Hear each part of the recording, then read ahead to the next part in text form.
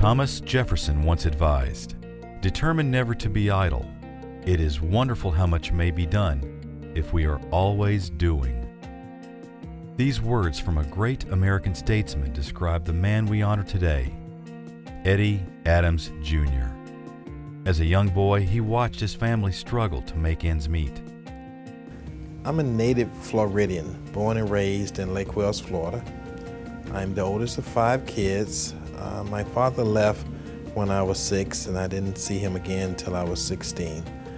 I got to learn responsibility at a very early age because my mom, for most of my life, worked 2 jobs. As a brother, he was always loving and kind, someone that you could depend on, someone that was interested in making things better for himself, for his family, and for the neighborhood if it was possible. He's a Boy Scout when he was young, and I think when you see him in his little uniform and his little attire and everything, you can see that he really enjoyed that. And I think he did get a lot of leadership qualities and learn how to want to be able to help other people and to do things for everybody else and to just kind of, you know, do more than just for the family, but to help the neighbors as well. Eddie was full of energy and had a natural curiosity. Morning to night, from the time he got up to the time he went to bed. He just was always very active, always had high levels of energy, just busy. There were times, however, his energy and curiosity got him into trouble. When he was small, one time we were digging up the backyard because we were looking for hidden treasure. And we didn't really realize the danger in what we was doing, so when our mom came in, the hole was so large that when she saw it, we both got into trouble about it because we could have fallen into it and got into a lot of trouble. So that was one of the things that we learned not to continue to do. Eddie's childhood energy has spilled over into his adult life. Always busy, always involved, always helping.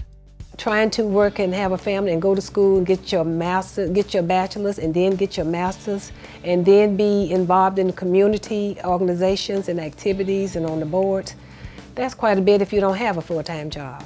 So, you know, that in itself is motivating to show that, you know, all you have to do is have the desire to want to help yourself and everybody and you'll be able to do it.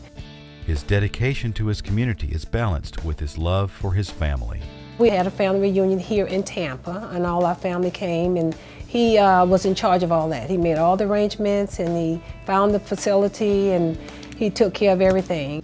It's a time that we all look forward to because not just us as sisters and brothers, but our kids get to see one another that they don't always see each other. And then we also get to see families from other places in Philadelphia, New Jersey, Georgia, Detroit, all over the place. It's just wonderful to see your roots and where they have come from. Only a life lived for others is a life worthwhile. Albert Einstein. This philosophy embodies how Eddie lives and serves his community. He had been a member of the Gasparilla. He was president of that. They did a lot of activities for the neighborhood. He was involved in educational organizations that did scholarships for kids and for children that just was not able to go to school or needed things for kids that were in, you know, poverty areas and needed some assistance. He also was a mentor. He's on about 15 different service committees so that he is aware of what the people want. Not what he wants, but what the people want. Eddie has the heart of a servant. Today, he follows the call to serve as a representative in the U.S. Congress. Honor, integrity, and service are more than a slogan. They are a way of life. It's very important that you get somebody in Congress who actually understand what it's like to be a lay person, not a professional politician, not a lawyer, not one of those people who was born with a silver spoon in their mouth, but someone who actually understands what it's like to live paycheck to paycheck and work day to work day, because that perspective makes a big difference on the bills that you write and the people that's affected by the bills that you write. So it becomes very important that the person that represents you can actually identify with you and your problems. The thing I liked about Eddie, the thing I really was impressed with him to begin with, is he doesn't lie.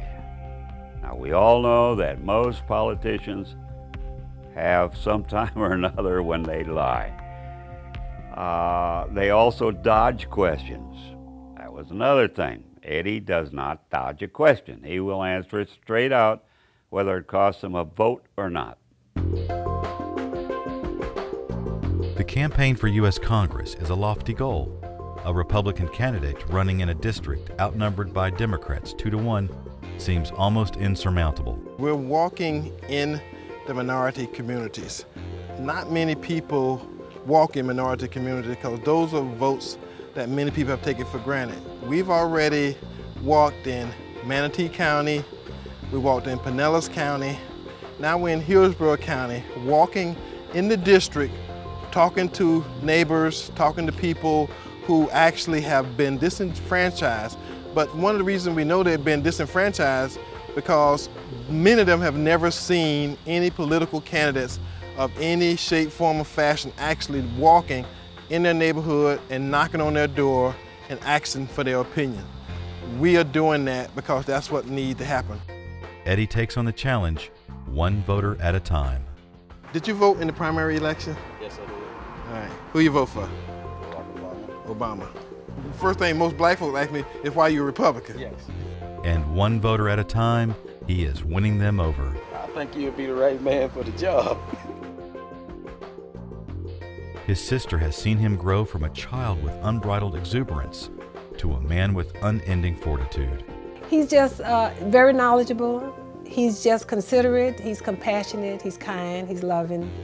He's just an inspiration to everybody. You know, we see the things that he does and we wonder how he does them. He's just there, and he just gives of himself all the time. He has integrity and honesty, and we think that he will represent us well, do good things for us, and it'd be sort of nice to have a person that you believe in. that you believe in, right? I mean, we've known Eddie for several years, and that's why we're out here twice a week doing all sorts of things for him. It's difficult to describe Eddie in only a few words. However, if there is one word that can explain who he is, it would be amazing. That's the only thing, the one word, if you had to tie me down to one, is just extraordinary, amazing human being. And I don't know where he gets all the energy from, but he gets it, and he just goes and goes and goes and gives. Our first Republican president, Abraham Lincoln, tells us, in the end, it's not the years in your life that count, it's the life in your years. Eddie Adams is direct, he's honest, has integrity, and he's going to serve the people as well as anything that I can believe in. I'm like a lot of people who have heard and been listening to people complain about politics endlessly for a long period of time. And I just got tired of hearing people complain, and I decided that if you're not part of the solution, then you're part of the problem. And I got tired of being part of the problem. I have some great ideas. I figure it's time for real leaders to stand up and take their place and help lead us out of the situation we find ourselves into.